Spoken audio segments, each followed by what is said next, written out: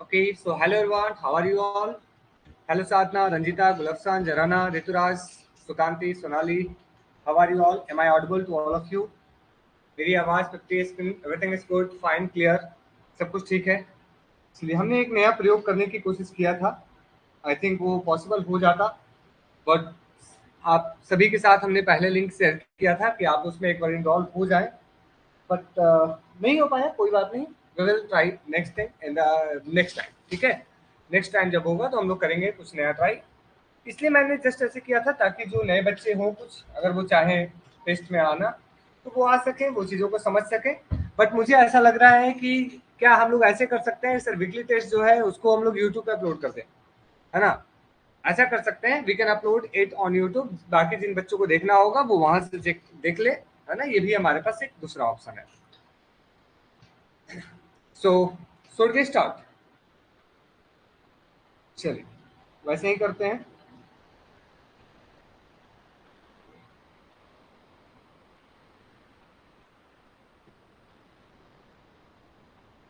चलिए, so once again welcome to all of you. आप सबों का आज के सेशन में बहुत बहुत स्वागत है। Let's begin with the question number 1। Here is the question number 1।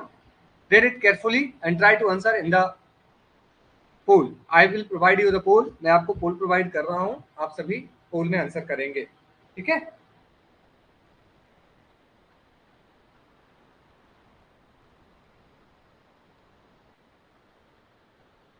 चलिए, इतिश्री, गुड इवनिंग एवरीवन।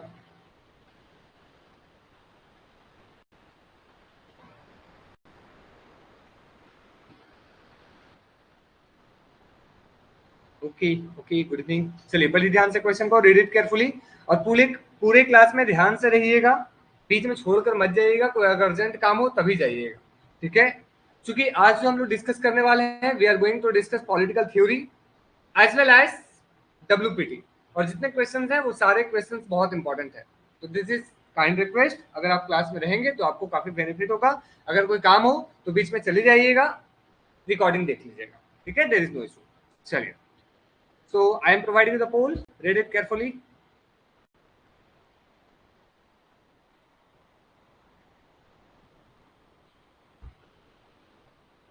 एक minute.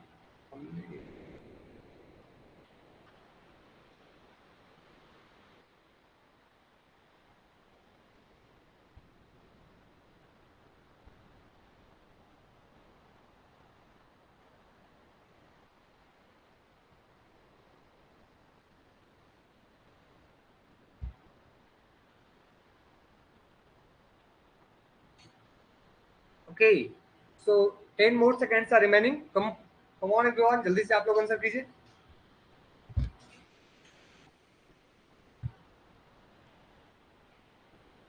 So I am getting, दो बच्चों ने आंसर नहीं किया, बाकी सभी बच्चों ने करीब करीब 4 3 7 1 8 बच्चों ने आंसर किया है। Very good. So I am getting answer A, option number A from 1 student, C from 4 students, and 3 D answer D from 3 students. And the correct answer for this question is, इस सवाल का जो correct answer है वो है आपका option number D, Bakunin, ठीक है। इस सवाल का जो करेक्ट आंसर है वो है आपका Bakunin is the correct answer.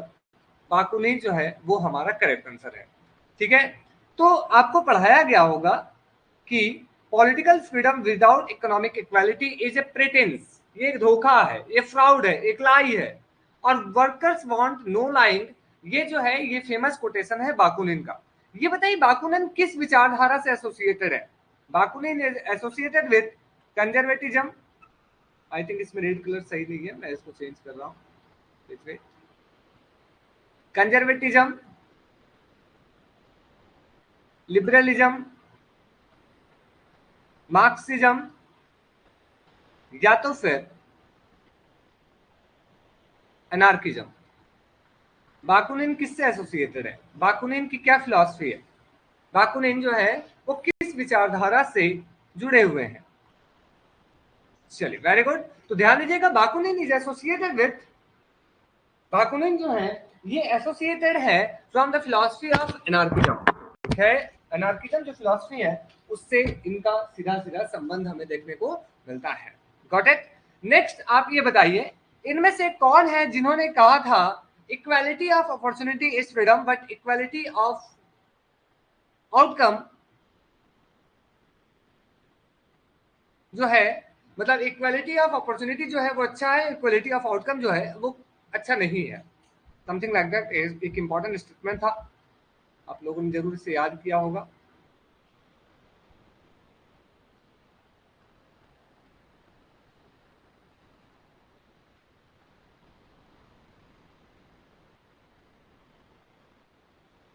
Equality of opportunity is freedom but equality of outcome is repression.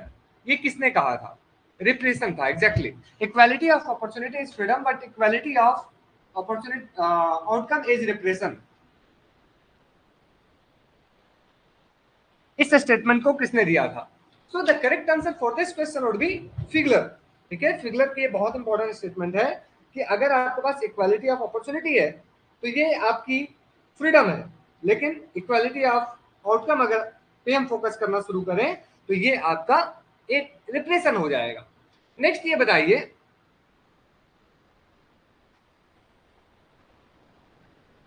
वो कौन से थिंकर हैं जो ये मानते हैं कि डेवलपमेंट एज फ्रीडम, यानी कि अगर आप डेमोक्रेसी में रह रहे हैं तो डेमोक्रेसी वास्तविकता में कब बेहतर होगा? जब आप ज्यादा से ज्यादा डेवलपमेंट करेंगे और लोगों के अंदर में कैपेबिलिटी को एस्टैब्लिश करेंगे।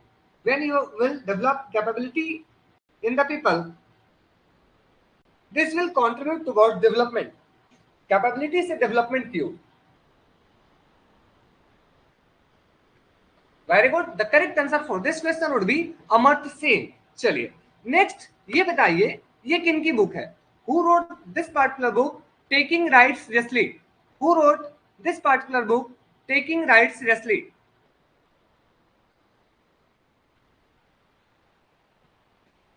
Taking rights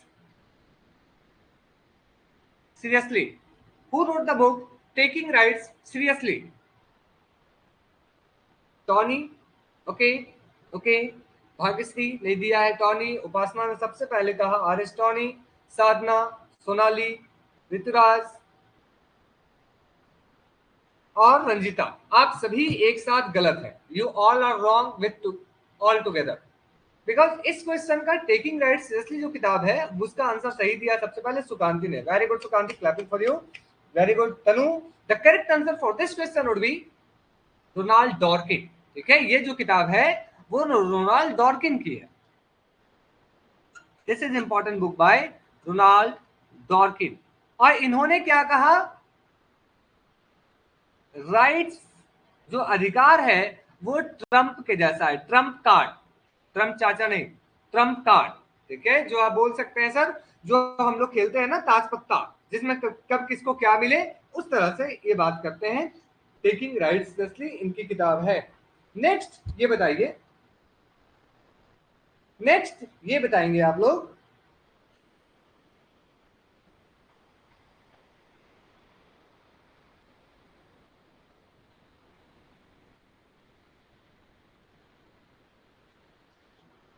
who wrote the book, who wrote the book political order in changing societies?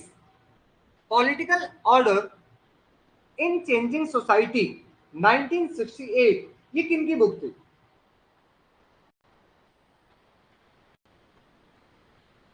Who wrote the book, who wrote the book, who wrote the book political order in changing societies?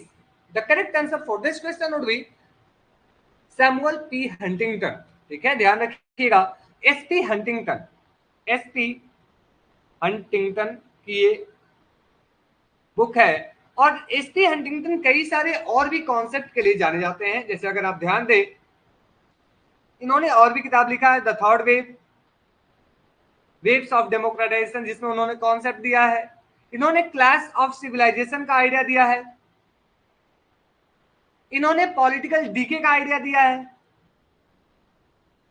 Political development and political decay. तो political decay, राजनीतिक क्षरण की बात इन्होंने की है, gap hypothesis की बात की है। Very good Arpita, gap hypothesis की बात की है। तो ये सब कुछ हम लोग पढ़ने वाले हैं, we will discuss one by one ठीक है, इन सभी चीजों को हम डिस्कस करने वाले हैं आने वाले क्लासेस में। चलिए next,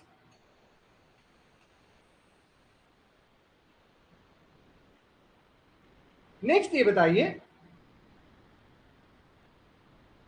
who made distinction between positive liberty and negative liberty. बहुत बार एक क्वेश्चन हमने पूछा है, मैं फिर से पूछ रहा हूं क्योंकि ये इंपॉर्टेंट है। Who made distinction between positive liberty and negative liberty?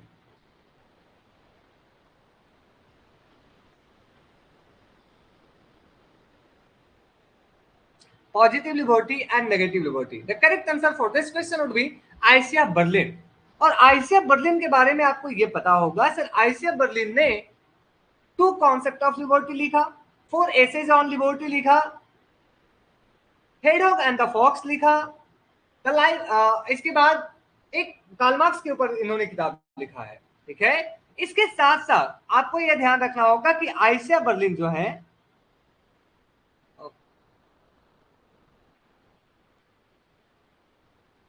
Isaiah Berlin जो है, इन्होंने जब मल्टीकल्चरलिज्म आप पढ़ेंगे पॉलिटिकल थ्योरी में, तब एक कॉन्सेप्ट पढ़ेंगे value pluralism.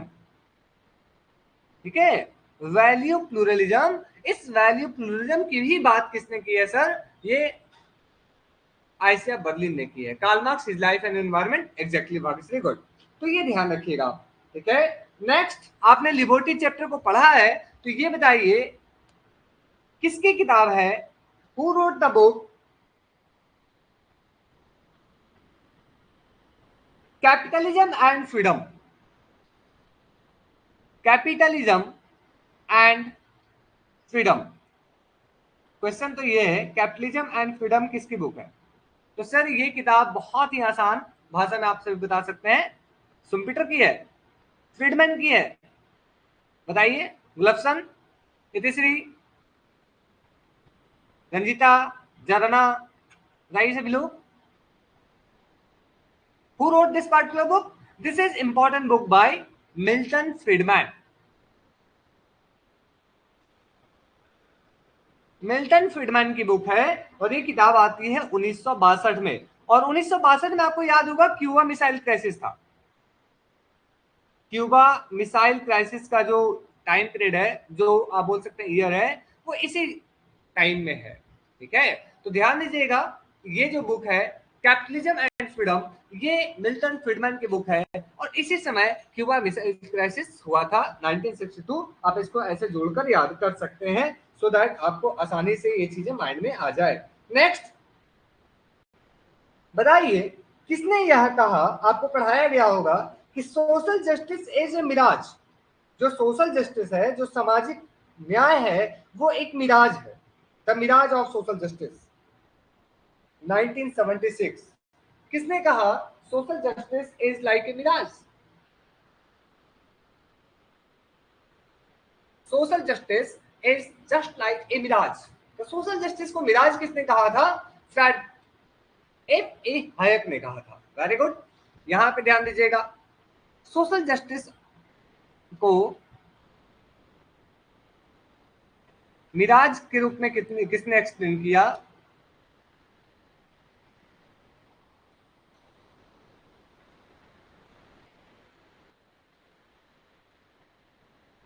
F A Friedrich von Hayek. ठीक है, अब ये देखिए मिराज का मतलब क्या होता है, आप लोगों ने पढ़ा होगा। What is the meaning of mirage? Mirage का मतलब जो है वो ये है कि जो है नहीं लेकिन आपको दिखता है। ठीक उसी प्रकार जैसे आप गर्मी में चलते हैं तो सड़क के एकदम सामने दिखता है कि सर वहां बहुत सारा पानी है, लेकिन आगे चलते हैं देखते हैं सर वहां है ही नहीं। मरीचिका, एग्जैक्टली, मरीचिका। ये बताइए किसने कहा था the human as sovereign over his mind and body? Delusion आप बोल सकते हैं, बिल्कुल। तो किसने कहा था the human being is sovereign over his mind and body? आप अपने मन और मस्तिष्क के स्वामी हैं। किसने कहा था आप अपने मन और मस्तिष्क के स्वामी हैं? आप अपने मन और मस्तिष्क के स्वामी हैं, ये स्टेटमेंट दिया गया जे स्मिल के द्वारा। You all remember, very good, clapping for all of you.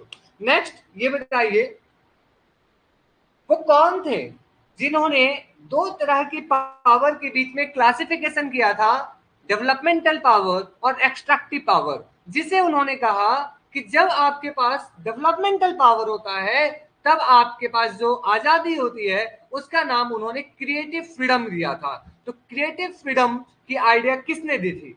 Who gave the idea of creative freedom? Come on everyone, बताइए।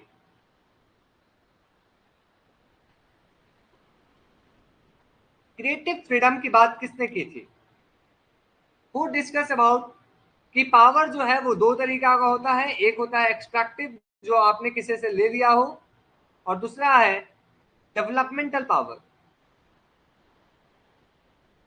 तो क्रिएटिव फ्रीडम की बात जो है वो सीबी मैकफर्सन करते हैं, ठीक है, सीबी मैकफर्सन करते हैं। Very good everyone.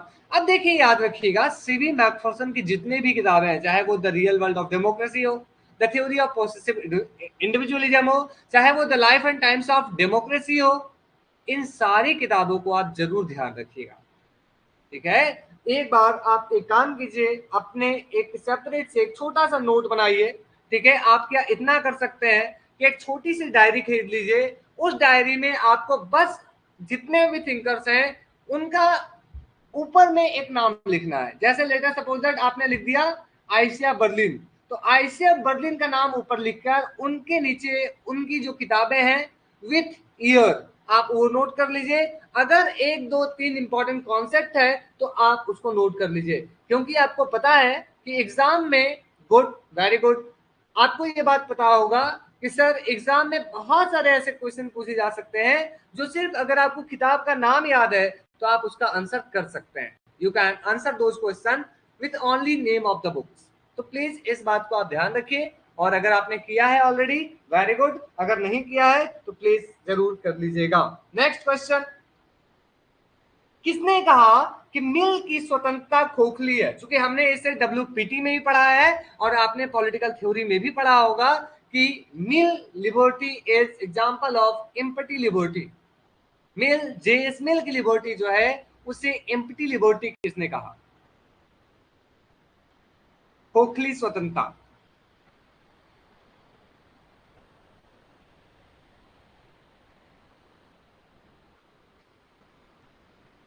मिल की लिबर्टी जो है वो एम्पटी लिबर्टी है। Very good, the correct answer for this question would be Ernest Barker. Ernest Barker is the correct answer for this question. Very good, prophet of empty liberty उन्होंने Mill के बारे में कहा था। वेरी गुड। नेक्स्ट,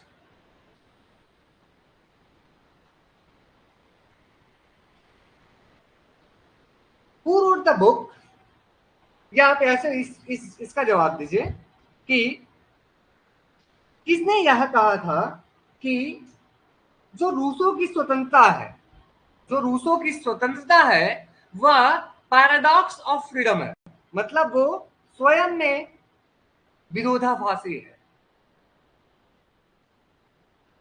जो रूसों की स्वतंत्रता है, रूसोस लिबर्टी इज एक्चुअली पैराडॉक्सियल, या आप बोल सकते हैं विरोधाभासी।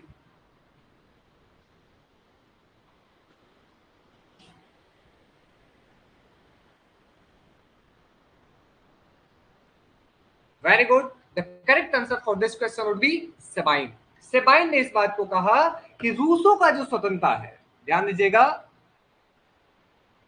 रूसो जब बोलते हैं ना liberty lies in obedience of general will, ध्यान दीजिएगा, liberty lies in obedience of general will. तो जनरल विल को लेकर ये कहते हैं कि जनरल विल जो नहीं मानेगा उसको जबरदस्ती पालन करवाया जाएगा। तो इस तरह से रूसो की लिबर्टी के बारे में ये कहा गया कि उनकी लिबर्टी पैराडॉक्सियल है, और ये सेबाइन ने कहा था, ठीक है, ये बात सेबाइन ने कहा था। सीएल वेपर ने काफी इंपॉर्टेंट बात कही थी, मुझे याद नहीं आ रहा है, जैसे मुझे याद है तो मैं डिस्कस करता हूं उसके बारे में। चलिए नेक्स्ट, आगे बढ़ते हैं नेक्स्ट क्वेश्चन की ओर। ये हुआ फर्स्ट क्वेश्चन। सेकंड क्वेश्चन पढ़िए, read it carefully.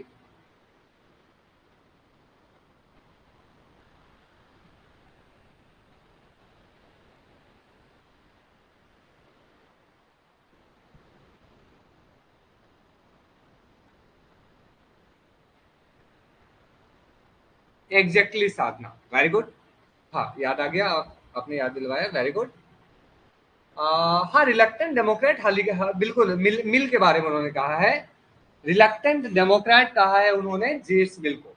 He called James mill reluctant Democrat, है ना। हाँ बिल्कुल मिल को कहा है। इस क्वेश्चन को पढ़िए ध्यान से, रेड इट केयरफुली।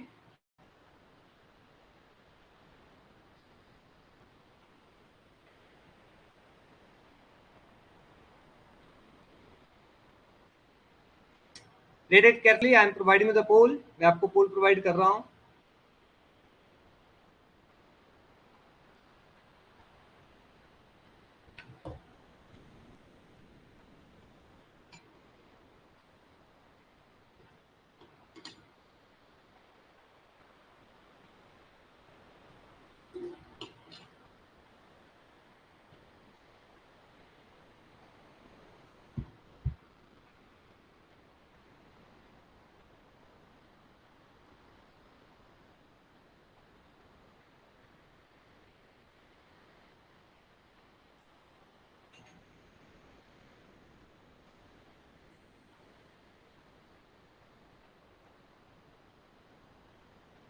चलिए time is up.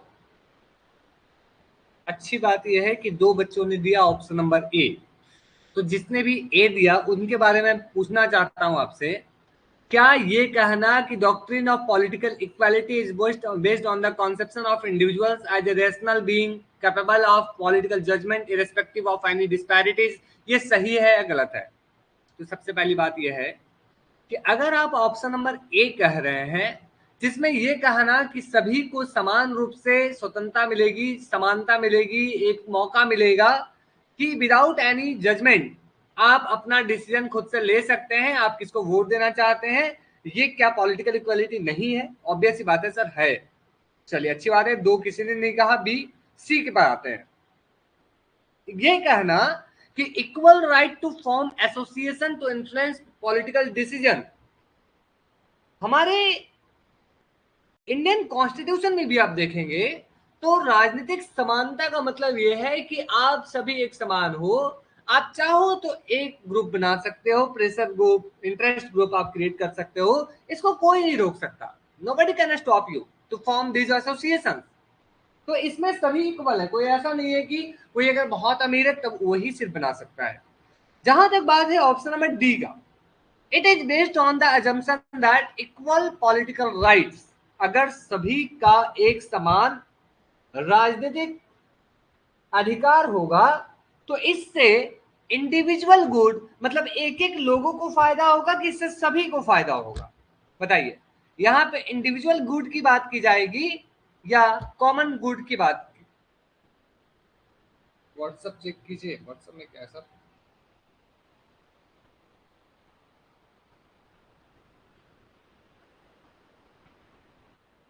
Time lips 870 second, कुछ मिस्टेक हुआ होगा।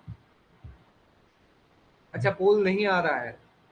अब ऑल को, ऑब्वियस सी बात है, कॉमन गुड को, सभी को, ठीक है। अभी तक अगर कैंसिल नहीं हुआ है उपासना तो एक बार लेफ्ट करके फिर से रीज्वाइन कर लीजिए, ठीक है। अगर दिक्कत है तो आप रीज्वाइन कर लीजिए एक बार, ठीक है, कोई दिक्कत नहीं होगा। तो यहाँ पे आप समझिए इस बात को कि सर राइट्स जो है वो किसी एक व्यक्ति के लिए नहीं होता, बल्कि ये सभी के कॉमन गुड के लिए होता है, ठीक है। तो यही यहाँ पे मिस्टेक था। बाकी ए बी सी ये तीनों स्टेटमेंट जो है ये बिल्कुल सही है। All these statements are correct. Next, ये बताइए, हु रोट द बुक, किसने किताब लिखा anti Duhring? Who wrote the book anti Duhring? Who wrote the book anti during?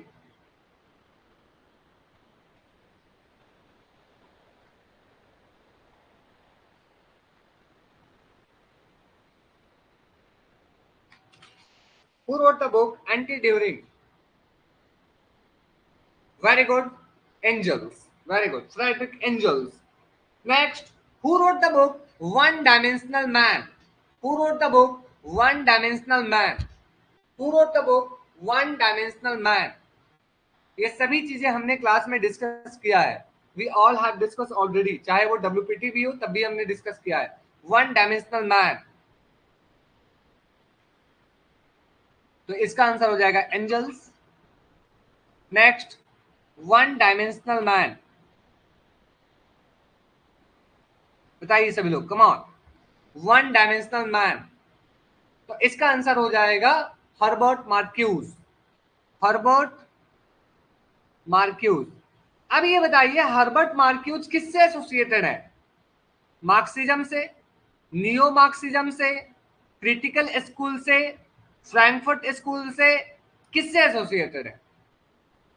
Frankfurt school से, क्रिटिकल स्कूल से, नियो मार्क्सिज्म से किससे एसोसिएटेड है? Herbert Marquess is associated with what?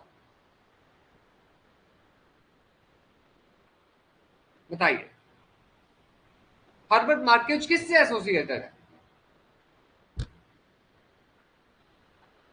तो क्या फ्रैंकफर्ट से अगर है तो क्या वो क्रिटिकल से नहीं है? अगर वो क्रिटिकल से है तो क्या वो नियो मार्क्सिज्म से नहीं है? बताइए. चलिए, आप सभी एक साथ आंसर दे रहे हैं. D D D D D D four dot, D four dot. चलिए ठीक. तो ये ध्यान रखिएगा कभी भी आगे से कि अगर किसी फ्रैंकफर्ट स्कूल के थिंकर्स के बारे में पूछा जाता है तो उन्हीं को हम नियो मार्क्सिस्ट भी कहते हैं, चाहे वो हर्बर्ट मार्क्यूज हो, चाहे वो अडोर्नो हो, चाहे हॉर्खीमर हो, चाहे वो हबरमास हो. Got it? तो फ्रैंकफर्ट स्कूल, क्रिटिकल स्कूल या नियो मार्क्सिस्ट, ये तीनों एक ही हैं. All this are equal. इसमें से जो आंसर होगा कि sir B C D, option number B C D, all the above भी नहीं होगा. Ranjita, it is not all the above, because Herbert Marcuse जो है वो मार्क्सिज्म से नहीं है, ये नियो मार्क्सिज्म से है.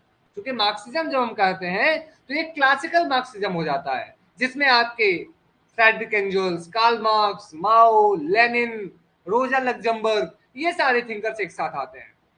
ठीक है, तो ये ध्यान रखिएगा, this is important.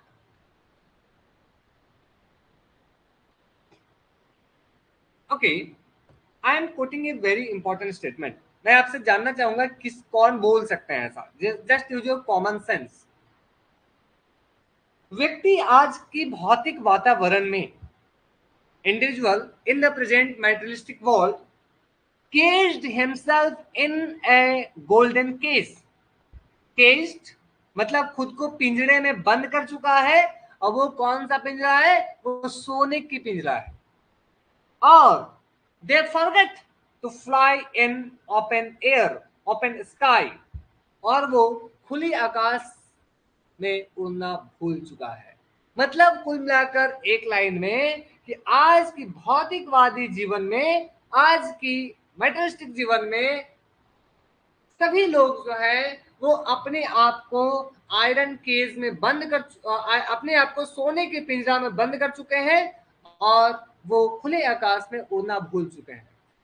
I respect कि आप सभी मैक्स वेबर कह रहे हैं, बट आयरन केज की आइडिया मैक्स वेबर की है. I am discussing about golden age, golden cage. मैं सोने की पिंजरे की बात कर रहा हूँ. लोहे के पिंजरा में कौन रहता है सर? लोहे के पिंजरा मतलब झोपड़ी. सोने के पिंजरा मतलब सर मस्त एसी वाला रूम, मस्त 14, 15, 20, 30, 40 फ्लोर का बिल्डिंग. कौन कह सकते हैं? सोचिए. रूसो कह सकते हैं, हाँ बोल सकते हैं, रूसो कह सकते हैं. लेकिन ये स्टेटमेंट है, ये स्टेटमेंट है हर्बर्ट मार्क्यूज का, कि आज भौतिकवादी जीवन में व्यक्ति जो है वो भौतिकवादी जीवन में, सोचिए जो उनका वन डायमेंशनल कॉन्सेप्ट है, वन डायमेंशनल कॉन्सेप्ट है, उसी से निकलकर सामने आ रहा है कि जो आज का कॉन्ज्यूमरिज्म है, जो मार्केट है, वो आपको हैप्नोटाइज कर रहा है, वो आपको खुद के अंदर कैप्चर करने की बात कर रहा है.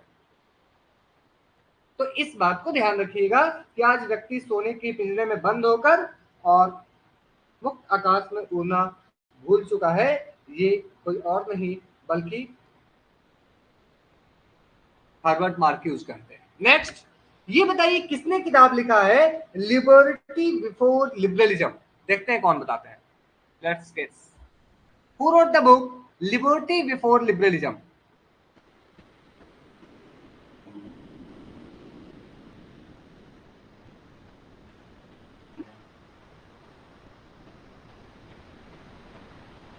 Liberty before liberalism, liberty before liberalism. Options are Habermas, कोई बात नहीं, options are Habermas, B Erich Fromm, option C Skinner, option D Marcus.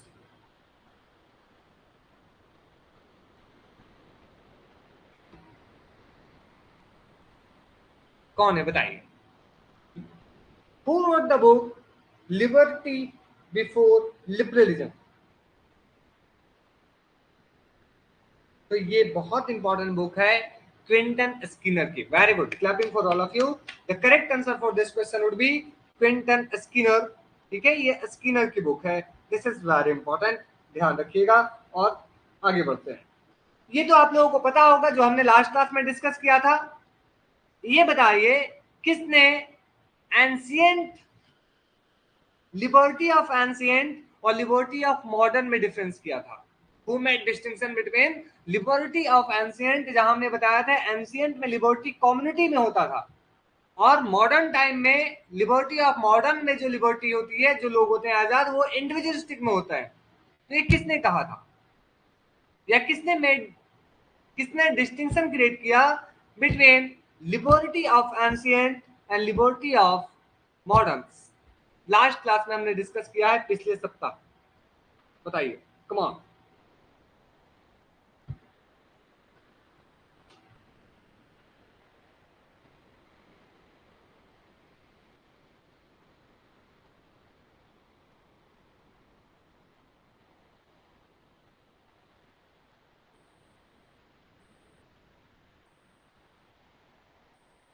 चलिए, वेरी गुड। तो इस क्वेश्चन का करेक्ट आंसर होगा कि सर किसने क्रिएट किया था distinction between liberty of ancient और लिबर्टी ऑफ मॉडर्न? इसका आंसर हो जाएगा बेंजामिन कॉन्स्टेंट। ठीक है, ये ध्यान रखिएगा। नेक्स्ट क्वेश्चन आपके स्क्रीन पे ये रहा। Which is correct? कौन सा इनमें से सही है बताइए? कौन सा इनमें सही है?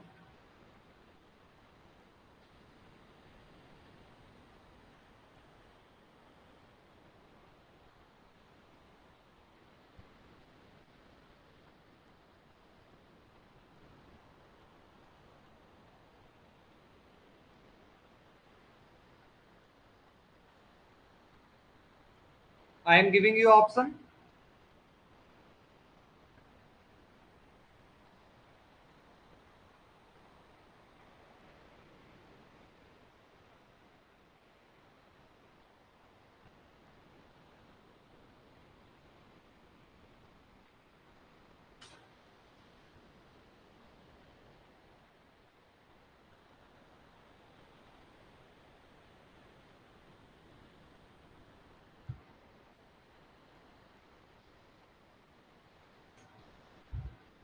आप लोगों को ये टॉपिक पढ़ाया गया है, टाइम इज अप।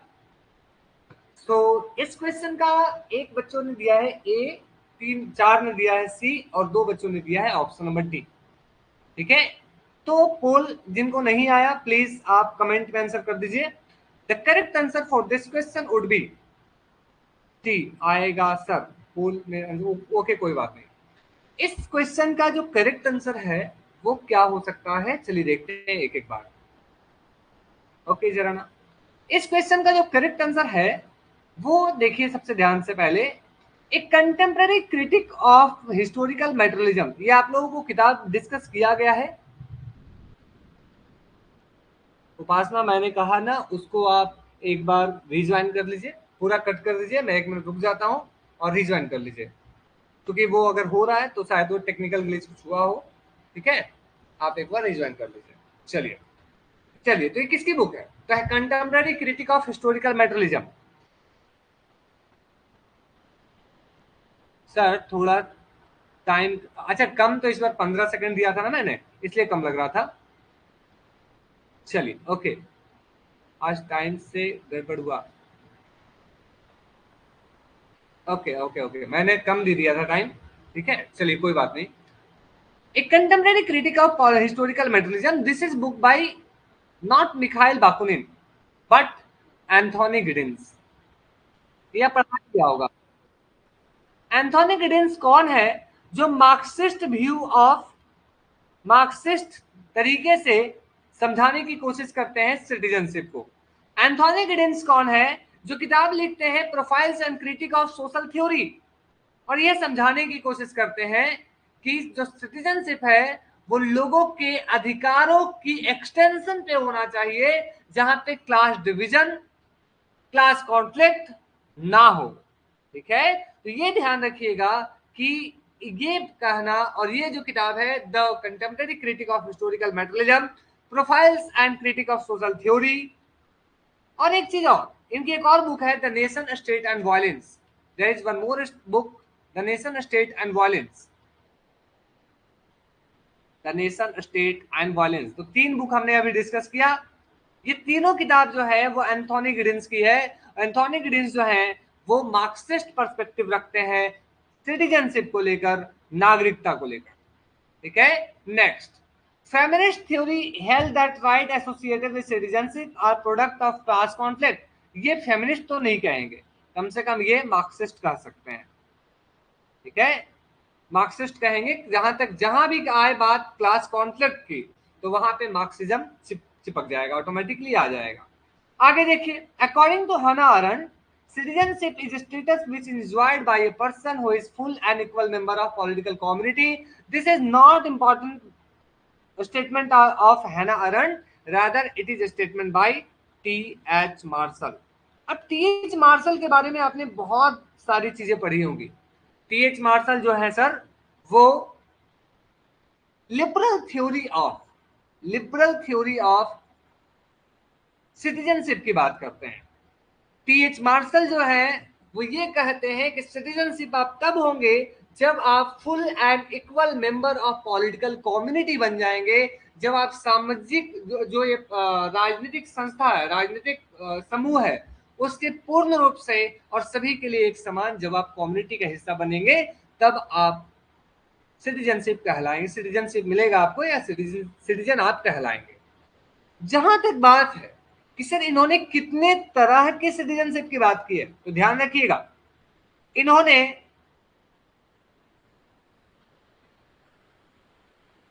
इन्होंने 3 तरीके की सिटीजनशिप की बात की है T.H. मार्शल ने। सबसे पहला आपको देखने को मिलेगा CTS, मतलब इन्होंने जो सिटीजनशिप की बात की है उसमें पहले C है, फिर P है, फिर S है। इसका मतलब सबसे पहले सिविल सिटीजनशिप, उसके बाद पॉलिटिकल सिटीजनशिप, और इसके बाद सोशल सिटीजनशिप। तो ये ध्यान रखिएगा, दिस इज इंपॉर्टेंट, CTS यानी कि सिविल, पॉलिटिकल और सोशल, ये ध्यान रखिएगा। ठीक है, this is very important for you. Next, liberal theory of citizenship is also known as evolutionary theory of citizenship. ये बिल्कुल सही है। लिबरल थ्योरी ऑफ सिटीजनशिप जो है उसे हम लोग एवोल्यूशनरी थ्योरी ऑफ सिटीजनशिप का दर्जा देते हैं, उसे हम लोग एवोल्यूशनरी थ्योरी के रूप में कहते हैं। जहां तक बात हना अरेंट की है, तो हना अरेंट जो है, जो हना अरेंट आपको यहाँ पे दिख रही है, ये जिस सिटीजनशिप की बात करती हैं उनका नाम कोई बताएंगे? Anyone? Hannah Arendt discussed about which type of citizenship. चूंकि ये चीजें आप लोगों को पढ़ाई जा चुकी है, आई एक्सपेक्ट कि सभी बच्चों को इसका आंसर ऑलमोस्ट 100% पता हो।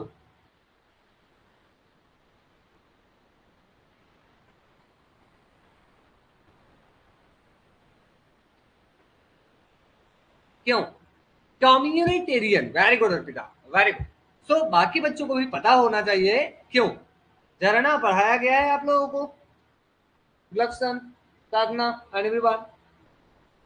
जहां बात आती है हना अरेंट की, तो हना अरेंट सिटीजनशिप को लेकर कम्युनिटी को ज्यादा फोकस करती है। यानी कि हना अरेंट के अनुसार अगर आप कम्युनिटी में पार्टिसिपेट कर रहे हैं, when you are participating in community, that you will have citizenship. तो ध्यान रखिएगा इस बात को कि जब जब सिटीजनशिप की बात आएगी उस समय तीन थिंकर खास तौर पे, पहला है Hannah Arendt, the second is Michael Walzer, and the third one is Benjamin barber.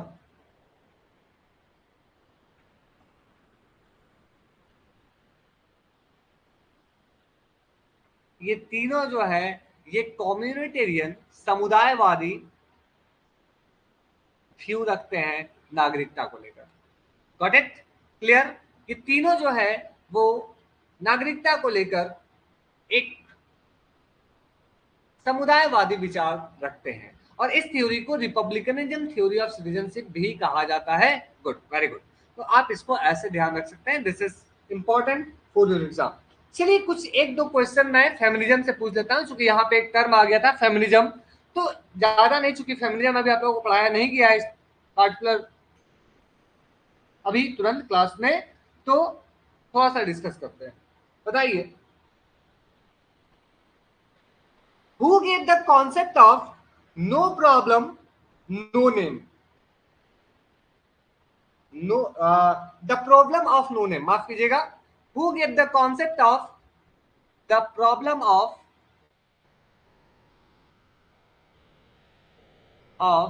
no name?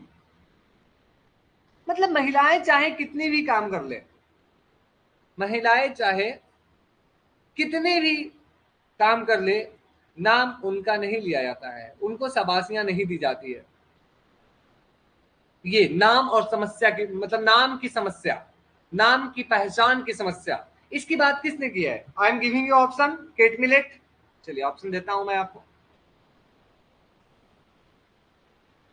Cat Millett, Betty Friedman,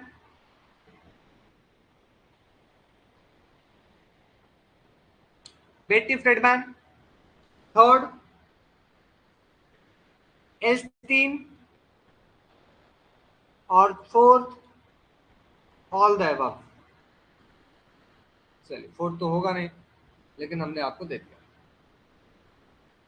तीन ही बता दीजिए, Kate Millett, Betty Friedman, Elshtain, तीनों में क्या हो सकता है, क्या होगा इसका? The problem of no name.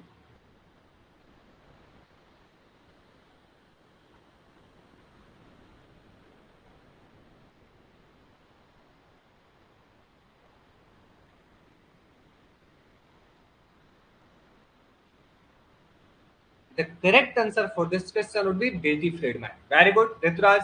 Very good, Bhagyashree. इस क्वेश्चन का जो करेक्ट आंसर है वो है आपका बेटी फ्रीडमैन, यानी कि correct answer for this question would be option number B, Betty Friedman, जिन्होंने किताब लिखा द फेमिनिन मिस्टिक।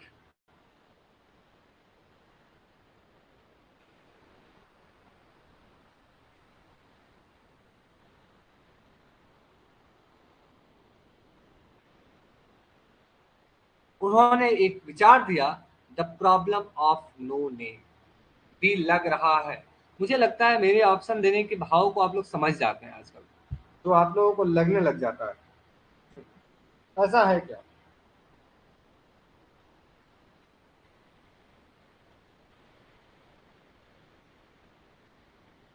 चलिए, एक थिंकर है जिन्होंने नाम है बटलर। ठीक है, एक थिंकर है जिनका नाम है बटलर।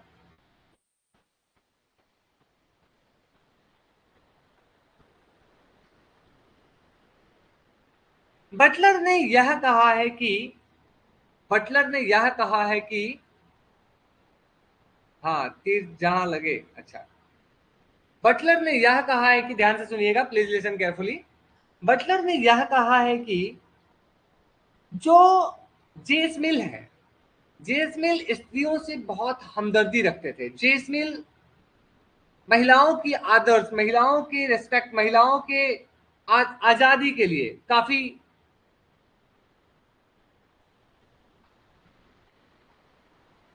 मेहरबान थे। इसलिए बटलर ने यह कहा, यह कही, एक्चुअली बटलर ने यह कही कि जो सबसे इनिशियल प्राइमरी जो फेमिनिस्ट है वो जे स्मिथ है। ठीक है, एग्जैक्टली जूडिथ बटलर ने यह कहा कि जो जेसमिल है वो प्रारंभिक स्त्रीवादी है, इनिशियल या प्राइमरी फेमिनिस्ट है। ठीक है, ये ध्यान रखिएगा, शायद कभी एग्जाम में आपसे पूछ लिया जाए तो ये आपके लिए इंपॉर्टेंट हो जाएगा। Please keep it your mind. Next, चलिए आगे बढ़ते हैं। क्वेश्चन काफी सारा है, we have lot of question and we will solve them.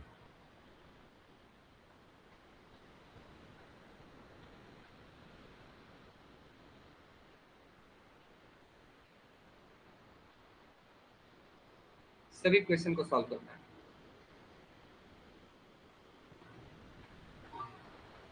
चलिए मैं आपको पोल प्रोवाइड कर रहा हूं।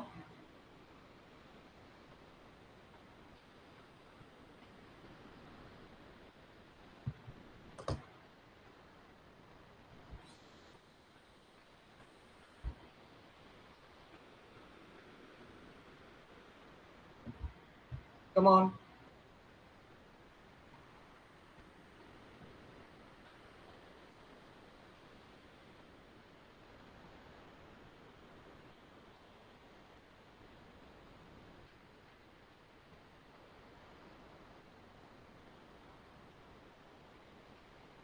ओके, तो 5 4 3 2 1, let's go. This time I can see that 3 बच्चों ने दिया है ऑप्शन नंबर जे स्मिल, 6 बच्चों ने दिया है जॉन रॉल्स, 1 बच्चे ने दिया है ऑप्शन नंबर ए, 2 बच्चे ने आंसर नहीं किया है, तो आप कमेंट करके बता दीजिए। चलिए, तो इस क्वेश्चन का करेक्ट आंसर अगर आप देखें तो क्वेश्चन ये कह रहा है किसके अनुसार जो हमारे समाज में असमानताएं हैं उसको इस तरह से अरेंज किया जाए कि उस असमानताओं को अरेंज करने से जो समाज में सबसे बुरे पोजीशन पे है, सबसे गरीब पोजीशन पे है, सबसे निचला तबका है, जो सबसे वर्स्ट ऑफ सेक्शन है, उसका बेनिफिट हो जाए। तो ये बात तब मिलेगी आपको जब आप जॉन रॉल्स की book A theory of justice पढ़ेंगे। When you will read about a theory of justice published 1971 written by John Rawls, उस किताब में उन्होंने कहा है कि हमारे पास जो जस्टिस की प्रिंसिपल है वो है लेक्सिकल ऑर्डर में। जब अभी आप लोगों को जस्टिस पढ़ा दिया गया है ना, और आपने जरूर लेक्सिकल ऑर्डर पढ़ा होगा। क्या करूं सर, पोल नहीं आ रहा है, साधना पोल नहीं आ रहा है, तो कोई बात नहीं, रहने दीजिए, पोल को फिर छोड़ दिए, ठीक है ना। बाकी चीजों में दिक्कत नहीं हो रही है ना, बाकी चीजों में दिक्कत नहीं हो रही है। I not getting any other problem like voice screen issue. अगर पोल नहीं आ रहा है कोई बात नहीं, सबसे कोई दिक्कत नहीं है, सीखना इंपॉर्टेंट है। पोल अब क्विज सॉल्व कर लीजिएगा, ठीक है। चलिए, तो ये ध्यान रखिएगा, एवरीथिंग इज फाइन साधना। तो ये ध्यान रखिएगा, लेक्सिकल ऑर्डर में उन्होंने लिबर्टी प्रिंसिपल दिया, इक्वालिटी ऑफ अपॉर्चुनिटी प्रिंसिपल दिया, और लास्ट में देते हैं वो डिफरेंस प्रिंसिपल, विभेदीकृत नीति।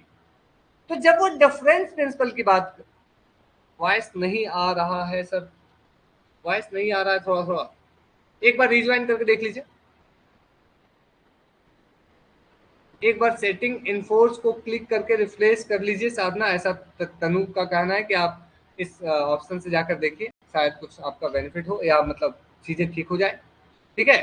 तो ये ध्यान रखिए, जब डिफरेंस प्रिंसिपल पे आते हैं रॉल्स, तो भी ये कहते हैं वो कि अब समाज में जो पीछे छूट गया, हमें उसको और बेहतर पोजीशन पे लाने के लिए हमें समाज को इस तरह से रीअरेंज करना है कि इससे वर्स्ट ऑफ सेक्शन का भलाई हो जाए, वर्स्ट ऑफ सेक्शन का फायदा हो जाए। यह बात जॉन रॉल्स समझाने की कोशिश करते हैं। चलिए नेक्स्ट ये बताइए, who wrote the book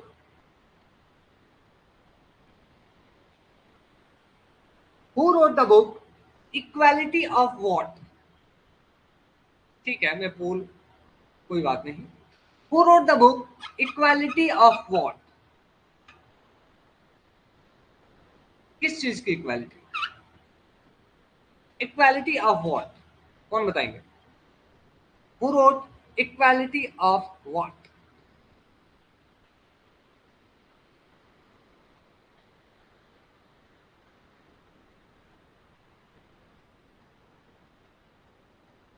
Donald Dworkin. Okay, comment कीजिए जल्दी से।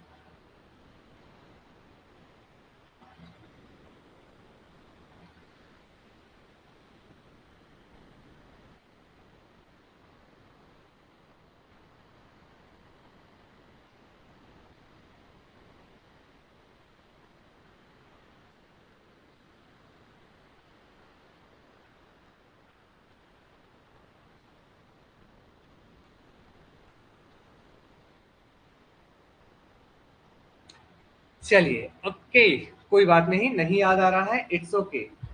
इक्वालिटी ऑफ व्हाट जो है, this is important work of Ronald Dworkin नहीं है, this is important work of Amartya Sen है। ठीक है, ध्यान दीजिएगा, please keep in your mind, this is very important book of Amartya Sen. ठीक है, this is important work of Amartya Sen. ठीक है, अमर्त्य सेन जब अपनी इगैलिटेरियन आइडिया को समझाने की कोशिश करते हैं, तब वो इक्वालिटी ऑफ व्हाट जैसे किताब से वो चीजों को समझाने की कोशिश करते हैं। चलिए आगे बढ़ते हैं। ये बताइए, किसने कहा था कि justice is the first virtue of social institution? Justice is the first virtue of social institution. Justice is the first virtue of social institution. Justice is the first virtue of social institution. सभी को याद होगा, I think everyone is aware with this fact. This is important quotation of John Rawls. ठीक है, चलिए next, who was the first who gave the idea of distributive justice? सबसे पहले वो कौन थे जिसने वितरणात्मक न्याय की बात की थी? Who was the first who discuss about the idea of distributive justice? Come on. Who was the first who discussed about the idea of distributive justice? This was Aristotle. Very good, everyone. Clapping for all of you. The correct answer for this question would be Aristotle. Okay. Next question.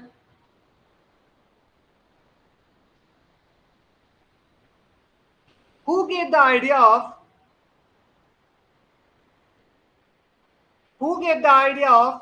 perfect technology of justice? Who gave the idea of the perfect technology of justice?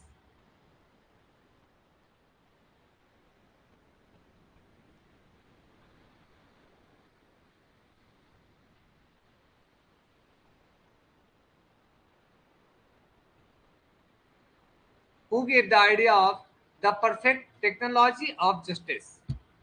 बताइए।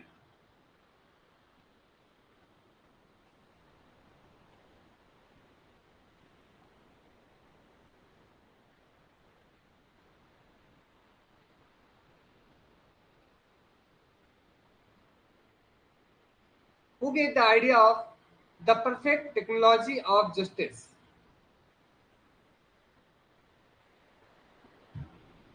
एक thinker है, ठीक है, Rawls नहीं है, एक thinker है जिनका मतलब वो भी इगैलिटेरियन थिंकर है, जिनका नाम है ब्रूस एकरमन।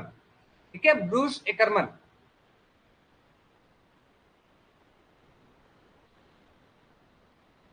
उन्होंने इसकी बात की है, the perfect technology of justice. ठीक है, जहां पर आपको देखने को मिलता है कि जो लेफ्ट विंग है, जो समतावाद इगैलिटेरियनिज्म की बात करते हैं, ये उसी पे फोकस करता है। ब्रूस एकरमन जो है उसी पे फोकस करते हैं, उसकी ही बात करते हैं। Next, who wrote the book justice gender and family 1991?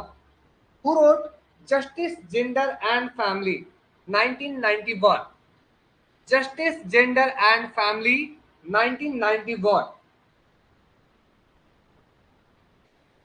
Justice gender and family 1991। एक मिनट, मैं इसको फिर से देख लेता हूं। ईयर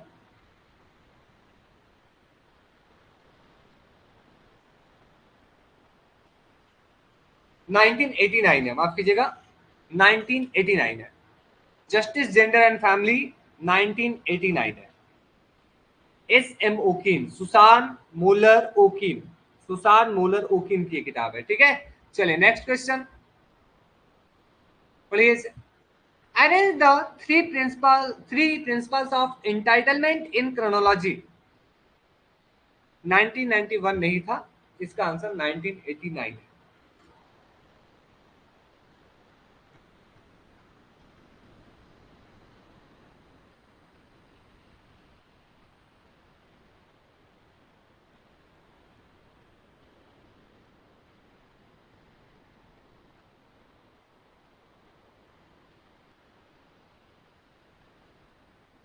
चलिए, do comment in the chat box.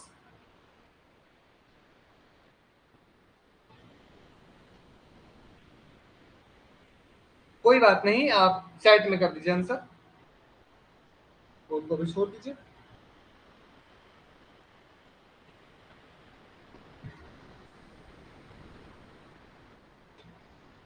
चलिए, रॉबर्ट नॉजिक की तो आइडिया है बिल्कुल, लेकिन इसका क्रोनोलॉजी क्या होगा? तो आप सभी का आंसर हो रहा है ऑप्शन नंबर डी, मतलब बी सी ए,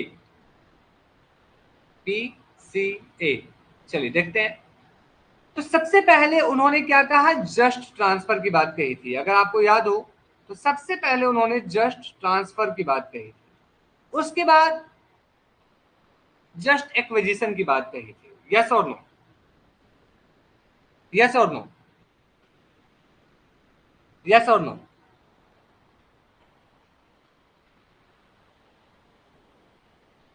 सबसे पहले जस्ट ट्रांसफर, उसके बाद जस्ट एक्विजिशन।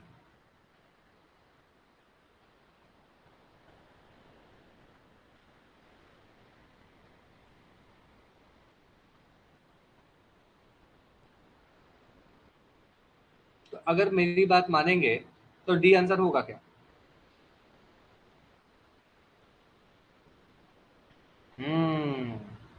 यस में यस मिलाने वाली जो आदत है ना, बहुत अच्छी नहीं है। जो बोले यस सर, जो बोले yes sir, no sir, no भी इंपॉर्टेंट है। समझ रहे हैं? दिमाग की बत्ती जो है उसको खोल के रखना है,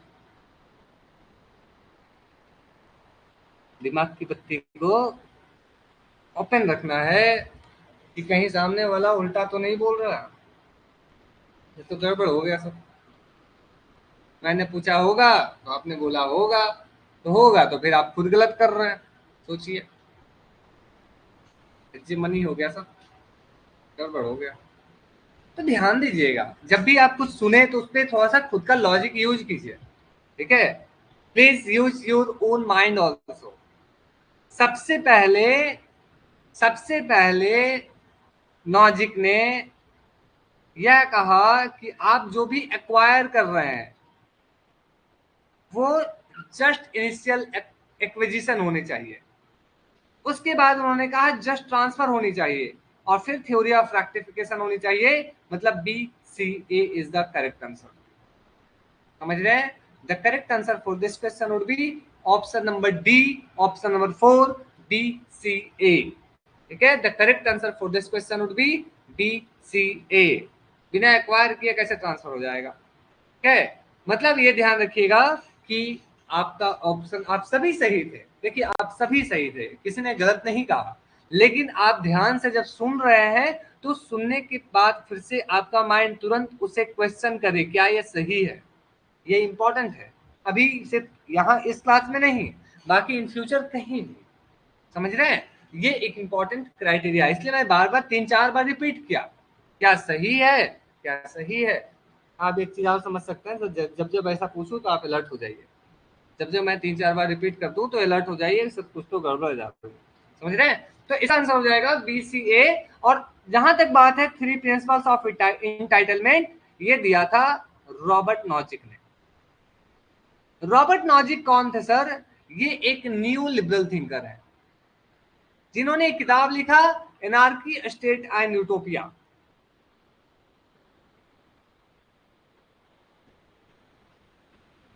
नाइनटीन 1974।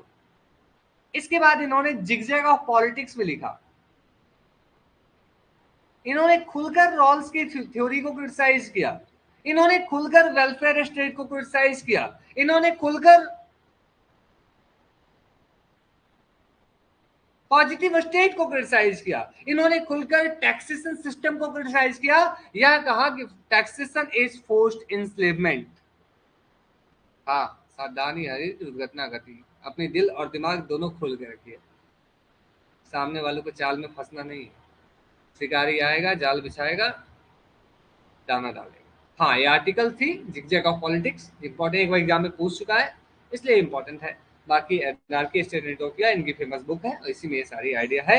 और इन्हीं लॉजिक के साथ आपके आते हैं मेजर थिंकर, जैसे हैक हो गए, मिल्टन फ्रीडमैन हो गए, लॉजिक हो गए। इन तीनों का ट्रायो चलता है न्यू लिबरलिज्म में। ठीक है, याद रहेगा। चलिए आगे बढ़ते हैं। नेक्स्ट काफी सारे क्वेश्चन है, मैं थोड़ा जल्दी जल्दी करूंगा ताकि जल्दी जल्दी अच्छे से हो डिस्कशन सारे क्वेश्चन। Identify incorrect statement about Michael Walzer theory of justice. एक बार रुक लीजिए, मैं थोड़ा देख लेता हूं कि इसमें करेक्ट होगा या इनकरेक्ट होगा।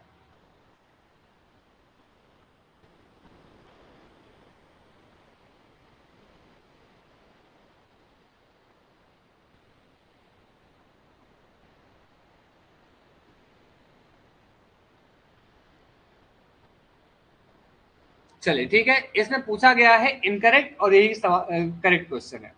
आइडेंटिफाई इनकरेक्ट स्टेटमेंट, बताइए, सोचिए, पढ़िए, फिर आगे बढ़िए। पढ़िए, मतलब पहले पढ़ लीजिए, इसके बाद सोचिए क्या होगा answer.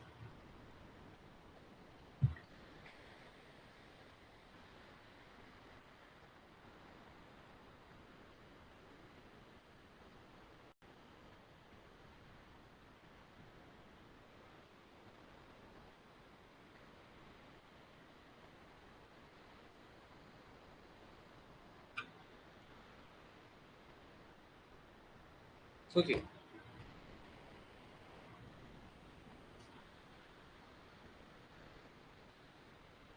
So I am getting to start. आप सभी ने आंसर करना स्टार्ट कर चुके हैं, आप सभी, मतलब जो और आगे बताइए।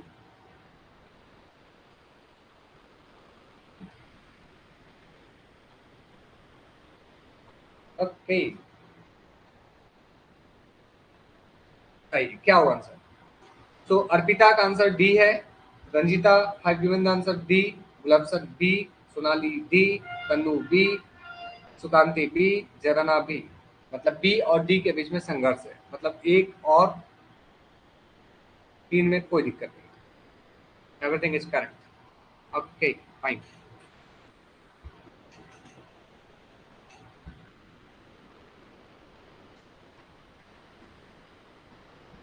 चलिए, सो अब आते हैं इसका करेक्ट आंसर कौन सा हो सकता है, इसे समझते हैं।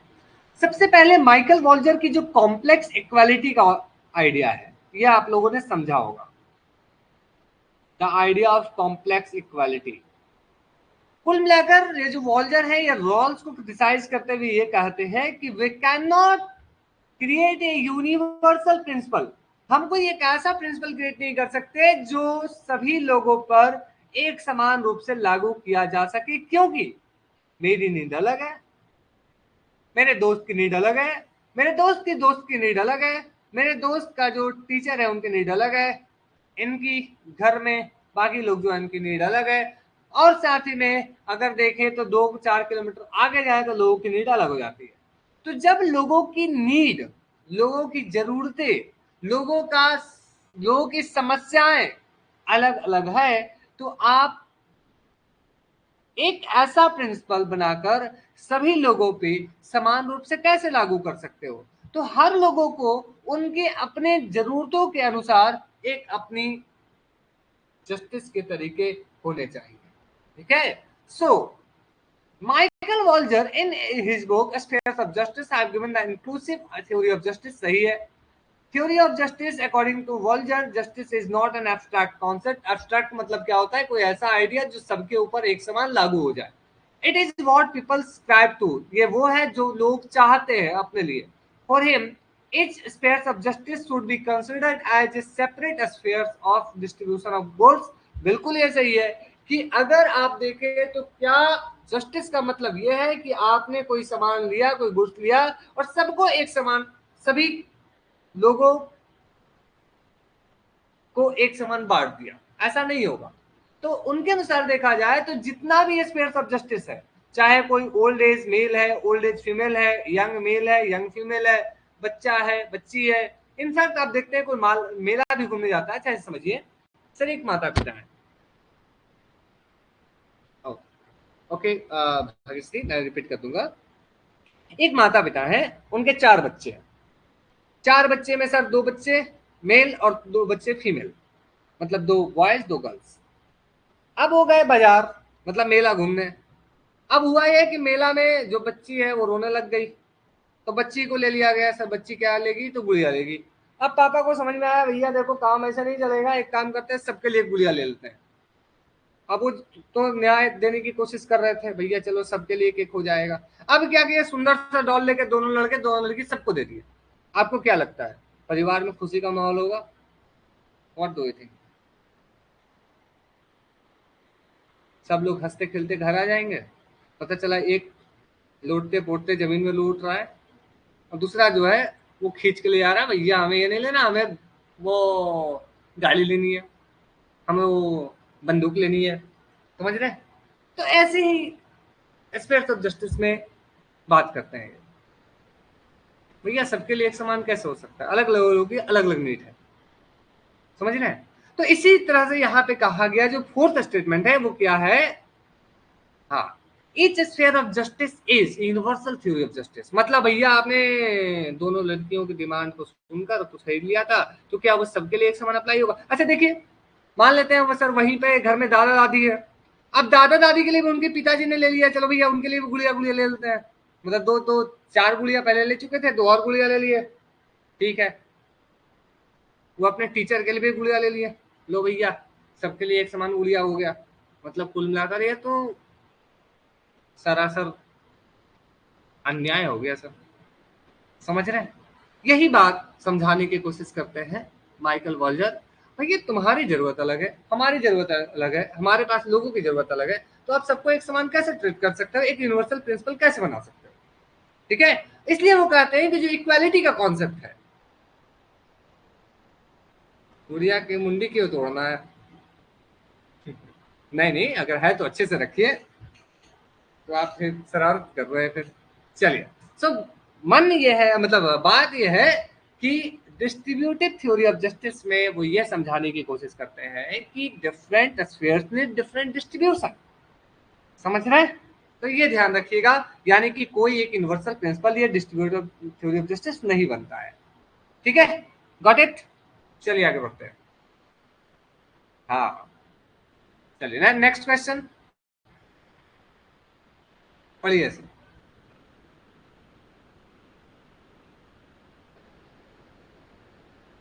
Red it carefully. चलिए क्वेश्चन काफी आसान है, जल्दी से हो जाएगा आई थिंक। सेकेंड वाला अगेन, सेकेंड वाला क्या था? रुक जाइए एक मिनट सब लोग। सेकेंड वाला क्या था sir? According to Walzer justice is not an abstract. Abstract मतलब क्या होता है? एब्स्ट्रैक्ट आइडिया, जैसे जो सूर्य है वो पूरब दिशा में उगता है, ये एक एब्स्ट्रैक्ट आइडिया है। समझ रहे हैं ना? जो यूनिवर्सल ट्रूथ है। तो क्या जस्टिस कोई ऐसा है जो यूनिवर्सल ट्रूथ है, कोई एब्स्ट्रैक्ट जो सबके ऊपर एक समान लागू हो जाए? तो वॉल्जर कहते हैं ये एब्स्ट्रैक्ट आइडिया नहीं है, ये वो है जो लोग चाहते हैं, जो लोग मानते हैं, जो उनके लिए अपनी जरूरतें हैं। बताइए ये पीवाई क्यों है आपका, जल्दी से आंसर कीजिए। चलिए आप सभी ने आंसर कर भी दिया है, वेरी गुड। ऑन लिबर्टी किसकी बुक है, काफी आसान है, आगे बढ़ते हैं जल्दी से हम करके, ठीक है। ऑन लिबर्टी किसकी बुक है सर, मिल की बुक है। Lectures on the principles of political obligation किसकी बुक है, ग्रीन की बुक है।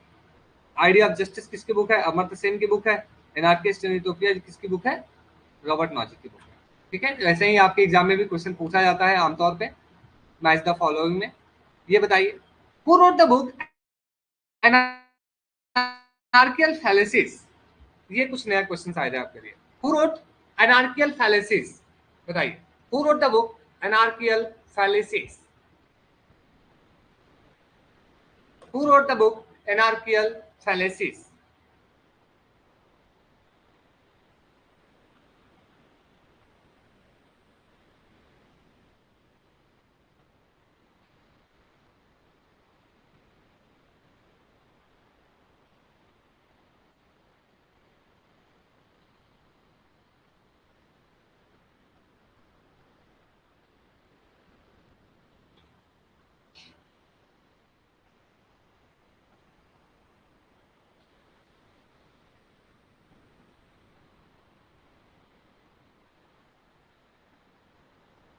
चलिए okay, very good everyone, clapping for everyone.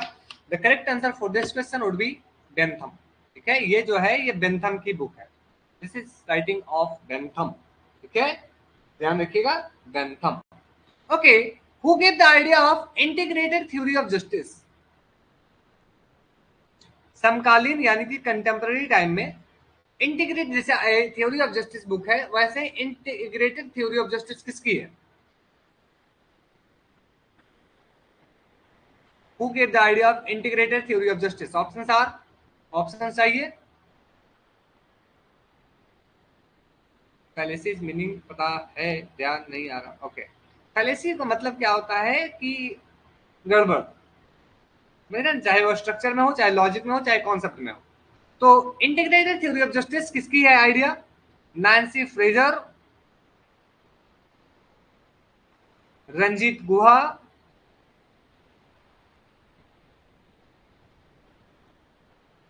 Derek Parfit, Parfit, Derek Parfit, और fourth option, option is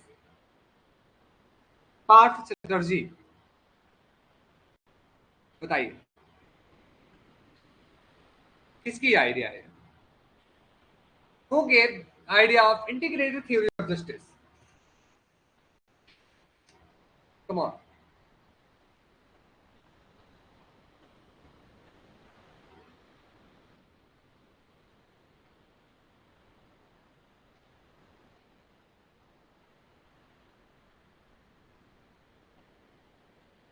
Who gave integrated theory of justice?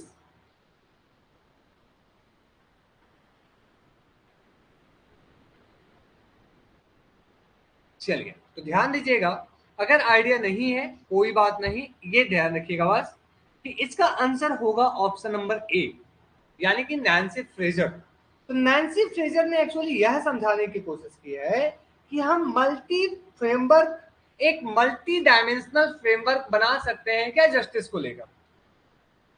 Justice जो न्याय का concept है, क्या न्याय, न्याय के कॉन्सेप्ट के लिए, जस्टिस के कॉन्सेप्ट के लिए क्या हम एक मल्टी डायमेंशनल फ्रेमवर्क बना सकते हैं। तो इन्होंने क्या किया कि इकोनॉमिक, कल्चरल और पॉलिटिकल, ध्यान दीजिएगा यहां पे, इकोनॉमिक, कल्चरल और पॉलिटिकल, इन तीनों आइडिया को एक साथ जोड़कर अपनी थ्योरी ऑफ जस्टिस देने की कोशिश की। थ्योरी ऑफ यानी कि एक ऐसा थ्योरी जस्टिस के ऊपर समझाने की कोशिश की जिसमें इकोनॉमिकल एस्पेक्ट मतलब डिस्ट्रीब्यूशन का कॉन्सेप्ट, कल्चरल एस्पेक्ट जहां पॉलिटिक्स ऑफ रिकॉग्निशन, और पॉलिटिकल कॉन्सेप्ट जहां पर पॉलिटिक्स ऑफ रिप्रेजेंटेशन, ये तीनों आ जाए। I am repeating, please listen carefully, please listen carefully, please listen carefully. ध्यान से सुनिएगा। नैन्सी फ्रेजर जहां तक बात है वो इंटीग्रेटेड थ्योरी ऑफ जस्टिस देते हैं। इन्होंने इकोनॉमिकल एस्पेक्ट पे डिस्ट्रीब्यूशन का कॉन्सेप्ट दिया, कल्चरल एस्पेक्ट पे पॉलिटिक्स ऑफ रिकॉग्निशन का कॉन्सेप्ट दिया, और पॉलिटिकल एस्पेक्ट पे पॉलिटिक्स ऑफ रिकॉग्निशन की बात, पॉलिटिक्स ऑफ रिप्रेजेंटेशन, माफ कीजिएगा, पॉलिटिक्स ऑफ रिप्रेजेंटेशन की बात करती हैं। इन तीनों को जोड़कर उन्होंने थ्योरी ऑफ जस्टिस देने की बात कही है, तो आप इसे ध्यान रखिएगा। Nancy Fraser associated with integrated theory of justice. Next question पढ़िए। Which statement is incorrect? कौन सा स्टेटमेंट गलत है?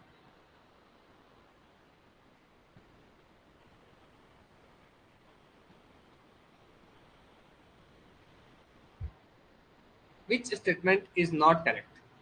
बताइए।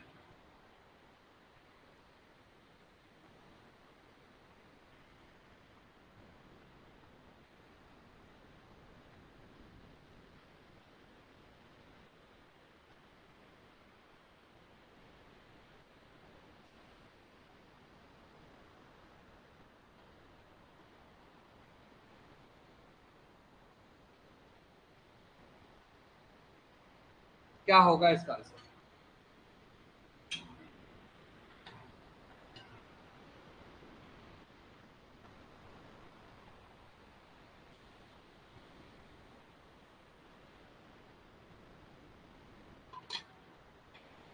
स्लाइड विजिबल नहीं है? Is my slide is not visible? क्यों सर? सी में क्या गलती है? सी बेचारा तो शांति से बैठा है अपने जगह पर। Please rejoin. तनु रिफ्रेश कर लीजिए, अभी आप बता रहे थे ना, तो रिफ्रेश कर लीजिए। कोई बात नहीं, रिफ्रेश कर लीजिए, क्यों परेशान हो रहे हैं? रिफ्रेश कर लीजिए, हो सकता है बीच में ग्लिच हो कुछ। Refresh refresh refresh. चलिए ठीक है, okay. So which statement is incorrect? तो आप सभी बोल रहे हैं option number C. Sonali, what about you? तो बताइए, अगर सी बोल रहे हैं तो इसका आंसर क्या होगा? अगर जेसमिन नहीं तो कौन? अगर जेसमिन नहीं तो कौन? Come on. अगर जेसमिन नहीं तो कौन? ये भी तो बता दीजिए। अगर डेविड हिल्ड नहीं तो कौन? अगर अमर्त्य सेन नहीं तो कौन? Any idea? या आंसर की ओर हम बढ़े?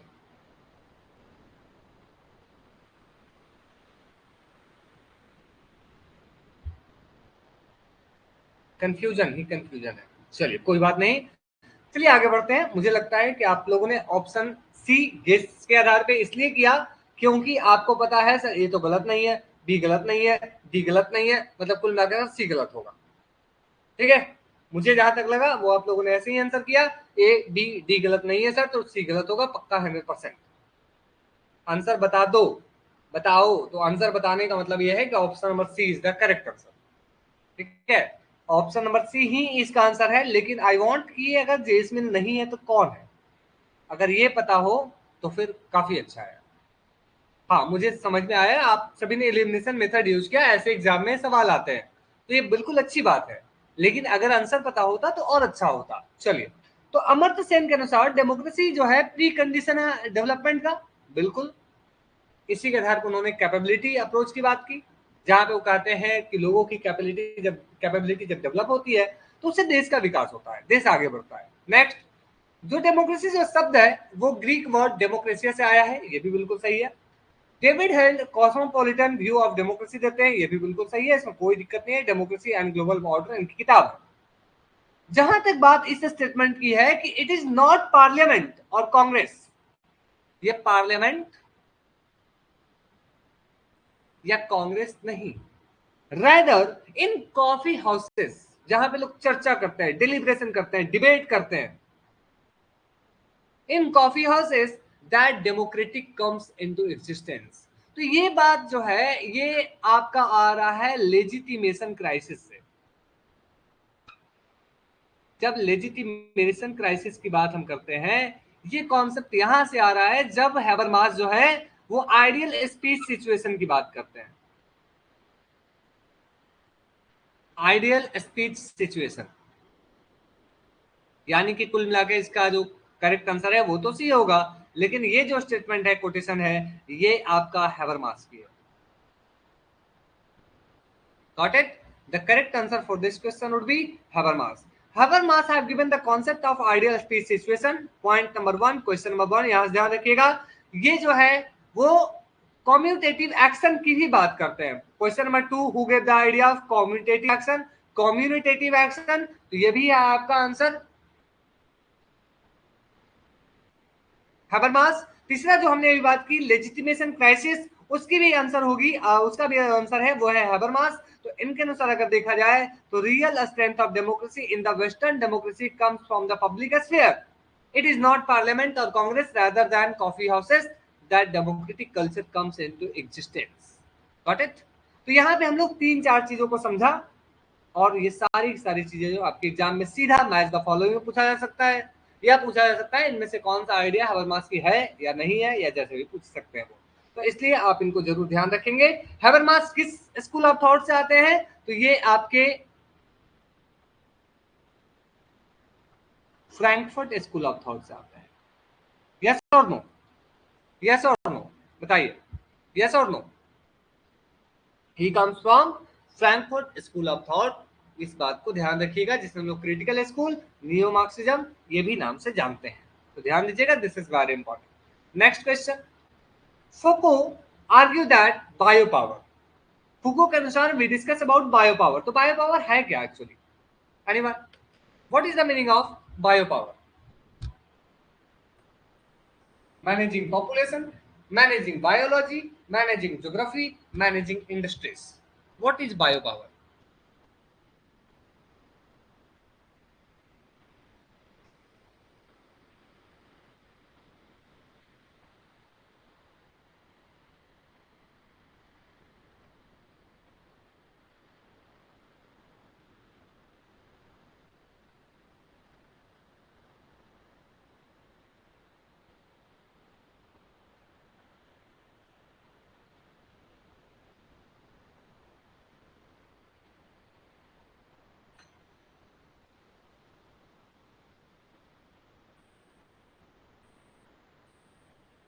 Anyone? Okay, so I am getting answer from Arpita, Sonali, Blossom, Ranjita, Jarana, Tanu A. Bhagyashree answer दे रहे हैं सी। बाकी से भी बताएं आंसर, कम ऑन, क्या होगा इसका आंसर? चलिए, तो इस सवाल का जो करेक्ट आंसर है वो है option number A. Very good everyone, the correct answer for this question would be option number ए। अब थोड़ा सा हम लोग समझ लेते हैं बायो पावर का क्या है मतलब।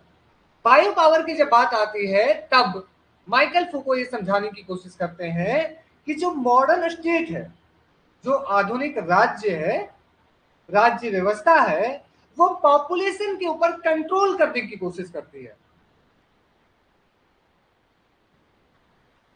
पॉपुलेशन की हेल्थ, पॉपुलेशन की लाइफ, पॉपुलेशन में जो रिप्रोडक्शन प्रैक्टिसेस हो रहे हैं, जैसे आपने पहले भी सुना होगा भारत में कई सारे ऐसे अभियान चलाए गए जिससे रिप्रोडक्शन प्रोसेस जो है या बच्चों का जो जन्म का रेट जो है उसे कम करने की कोशिश की गई। तो इस तरह से बायो पावर के माध्यम से फुको ये समझाने की कोशिश करते हैं कि जब एडमिनिस्ट्रेशन अपनी पावर का इस्तेमाल लोगों की पॉपुलेशन, यानी कि जब अपने देश की पॉपुलेशन, उनकी लाइफ, उनकी हेल्थ, इंडिविजुअल बॉडी के ऊपर कंट्रोल करने की कोशिश करने लग जाती है, तब वो कहते हैं कि अब जो पावर है वो सिर्फ और सिर्फ स्टेट की रेगुलेशन, स्टेट जो है उसे रेगुलेट करना नहीं, बल्कि लोगों की लाइफ हेल्थ को भी रेगुलेट करने में लग रहा है।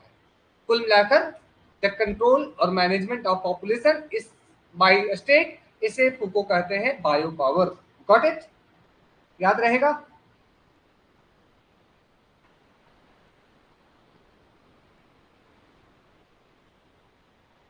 समझ पाए?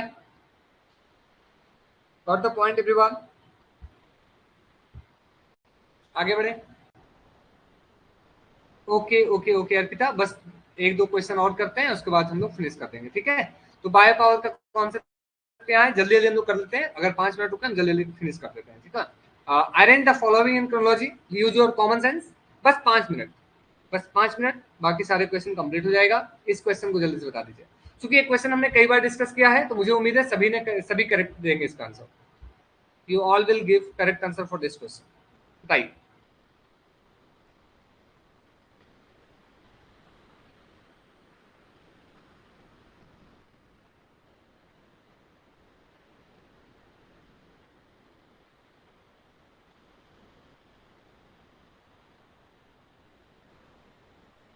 दूसरों का हमने पढ़ा है, याद कीजिए कब उन्होंने क्या लिखा है।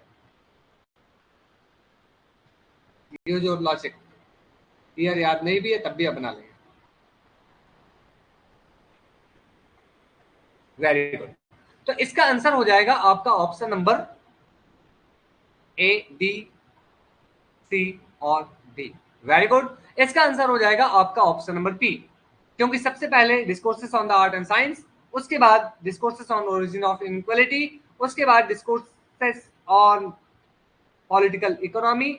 अच्छा ये थोड़ा सा मिस्टेक है, ये डी है लास्ट वाला, A D C B. A D C B is the correct answer, option number B. अगर आप ईयर को देखेंगे तो सबसे पहले है discourses on art and science 1750 ईस्वी में। ओरिजिन ऑफ इनइक्वालिटी जो है ये 1755, 5 साल बाद। ठीक है। पॉलिटिकल इकोनॉमी जो है ये भी 1755 में ही आता है। फिर आपको देखने को मिलता है ईमेल और सोशल कॉन्ट्रैक्ट, ये दोनों 1762 में पब्लिश होता है। ठीक है, 1762। Correct answer will be option number B, 2। Next इसे बताइए, not correct about JS Mill view on equality. इनमें से कौन सही नहीं है अबाउट जेसमिल व्यू? हाँ, डी में गलत है, थोड़ा सा था मिस्टेक, कोई बात नहीं। इसे बताइए।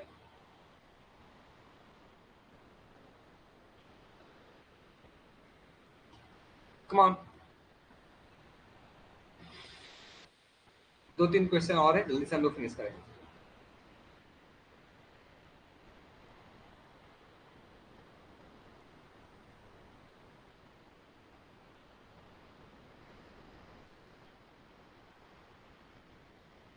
चलिए, वेरी गुड। तो इस सवाल का करेक्ट आंसर हो जाएगा ऑप्शन नंबर सी, क्योंकि जेस मिल जो है वो वुमेन को, महिलाओं को एक समान अधिकार देने की बात कर रहे हैं।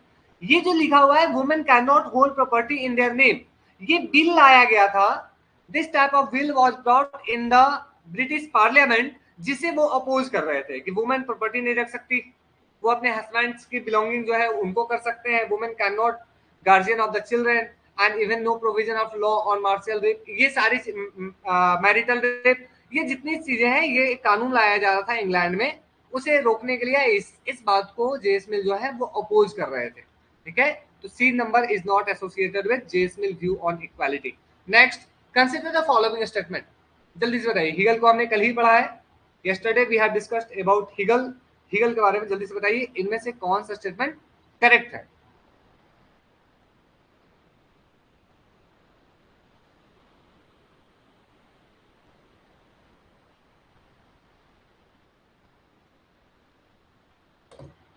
Yesterday we have completed it.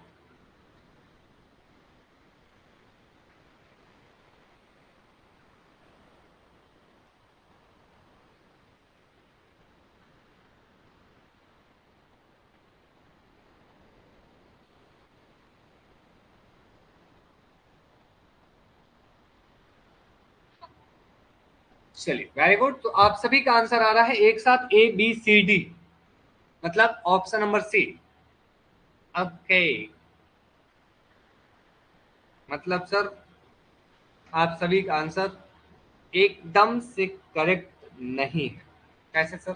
देखते हैं, फिर से एक चांस दे रहा हूं मैं, जल्दी सोच लीजिए, देखिए कहाँ मिस्टेक है। Please look it look at this particular question very carefully, where there is mistake, कहाँ पे मिस्टेक है, वेयर देयर इज मिस्टेक। राज्य, ये तो सब कुछ है। ए सर, ए बी सी कहाँ गई थी? चलिए ठीक, ओके।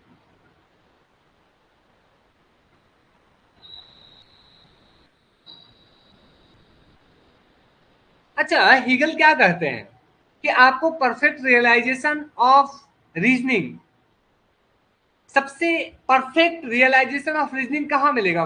फैमिली में मिलेगा, सिविल सोसाइटी में मिलेगा, या राज्य में मिलेगा? ये बताइए। रीजन लॉजिक सबसे स्ट्रॉन्गेस्ट, सबसे बेहतर तरीके से, सबसे परफेक्ट डेवलपमेंट कब होगा? सिविल सोसाइटी में, फैमिली में, या राज्य में? बस इतना बता दीजिए। For Hegel, reason gets its perfect realization, जो लॉजिक है वो सबसे परफेक्ट रियलाइजेशन कहाँ होता है? सिविल सोसाइटी में होता है या नहीं होता है? राज्य में होता है, स्टेट में होता है। State is highest of all reasoning. कितनी बार हमने एक कोटेशन यूज किया है पढ़ाते समय? State is highest of all reasoning. तो ये ध्यान रखिएगा, सी जो है वो बिल्कुल गलत है। तो ए, बी और डी, यानी कि आपका ऑप्शन नंबर बी या 4, माफ कीजिएगा 4, 4 is the correct answer. Family में नहीं होता है। हाईएस्ट परफेक्शन जो आता है वो राज्य में आता है, स्टेट में आता है। ठीक है, तो ये ध्यान रखिएगा। Next and last question of the day, जल्दी से बताइए। मार्क्स डू नॉट बिलीव इन, इनमें से मार्क्स किसमें विश्वास नहीं करते हैं? Marks do not believe in which among the following? Deep में इसलिए पढ़ाया जा रहा है सोनाली, चीजों को समझिए। हाईएस्ट परफेक्शन कहाँ आएगा? फैमिली में, सिविल सोसाइटी में, राज्य में? राज्य में आएगा ना, कोटेशन में ही तो छुपा है।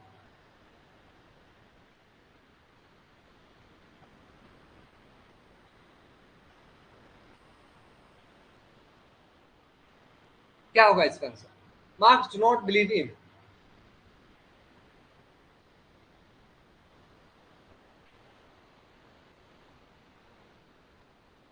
ओके, सो दो दो मतलब ए बी मिक्स आंसर आ रहा है सभी का। मार्क्स किसमें विश्वास नहीं रखते हैं, क्वेश्चन ये है। Marks do not believe in. Last question, with this छुट्टी, आप लोगों को मिल गया छुट्टी। सी वाला रूसो का है। चलिए मान गए गुरु, आगे बताइए।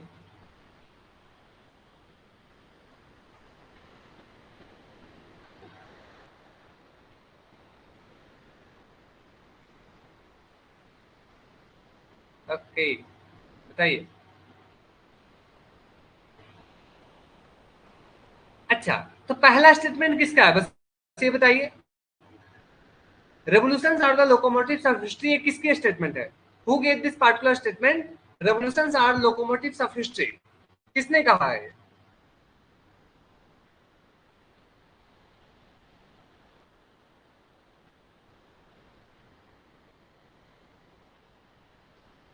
मार्क्स की ही तो है। This is famous quotation of Marx. तो मार्क्स इसमें विश्वास नहीं रखते हैं। कौन सी मार्क्स विश्वास नहीं रखते हैं? तो स्टेटमेंट नंबर ए में नहीं रखते हैं, तो ए को एलिमिनेट कर दीजिए। ए में नहीं रखते हैं मतलब ए में तो रखते हैं, पूछा जा रहा है किसमें नहीं रखते हैं, तो बी सी डी। इससे आसान क्वेश्चन कहां मिलेगा बताइए? इससे आसान क्वेश्चन कहां मिलेगा आपको, जब पहले वाला ही है कि मार्क्स विश्वास रखते हैं। बाकी सब में ऑप्शन ही इतना आसान बनाया गया है कि बाकी चीजें जो है वो ठीक है। बी स्टेटमेंट देख लेते हैं। If anything is certain it is that I my self is Marxist. क्या मार्क्स ने कहा था मैं मार्क्सिस्ट हूं? क्या मार्क्स ने कहा था कि मैं मार्क्सिस्ट हूं? मार्क्स ने यह कहा था अगर कुछ चीजें सर्टेन है, it is that I my self is not a Marxist. सिर्फ ये सर्टेन है कि मैं मार्क्सिस्ट नहीं हूं, ये था, नॉट ए मार्क्सिस्ट। तो ये जो कोटेशन लिखा हुआ है इसमें मार्क्स विश्वास नहीं रखते हैं कि मैं मार्क्सिस्ट हूं। जहां तक सी और डी कोटेशन की बात है, ये दोनों के दोनों कोटेशन जो है ये रूसो की है। This is quote by Rousseau. I prefer liberty with danger than peace with slavery, and no man has any natural authority over his fellow man. कोई किसी के ऊपर शेर नहीं बन सकता। बिल्कुल। तो अब आप समझ पाए इसका आंसर क्या होगा? सर ए को एलिमिनेट कर दीजिए, बाकी बी और सी और डी ये तीन जो ऐसे स्टेटमेंट है जिसमें मास विश्वास नहीं रखते हैं। समझ पाए? तो ये है आज का हमारा practice test, weekly test. I hope आप सभी ने एंजॉय किया होगा और आप सभी आज के टेस्ट से बहुत कुछ सीखे होंगे।